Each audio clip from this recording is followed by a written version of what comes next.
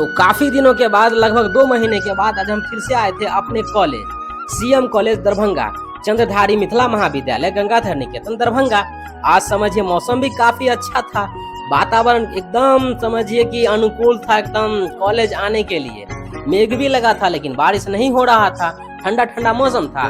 इसलिए समझिए कि आए हम college PG second semester session 24 से 26 का एग्जामिनेशन फॉर्म भरने के लिए, साथ में ये पता करने के लिए कि हम लोग का असाइनमेंट कब तक जमा होगा। यहाँ देखिए कि हमारे 2-4 फैन मिल गए हैं, तो ये भी बोले कि भैया हमको भी अपने वीडियो में ले लीजिए ना, आप काफी अच्छा वीडियो बनाते हैं, मेरा भी थोड़ा नाम हो जाएगा। तो हम बोले चलिए, आप भी तो कॉलेज का ही स्टूडेंट है और वैसे भी हम इस कॉलेज का ही ना ब्लॉग बनाते हैं। कॉलेज का ब्लॉग बनाएंगे, कॉलेज का स्टूडेंट हमारे वीडियो में नहीं रहेगा तो मजा नहीं ना आएगा।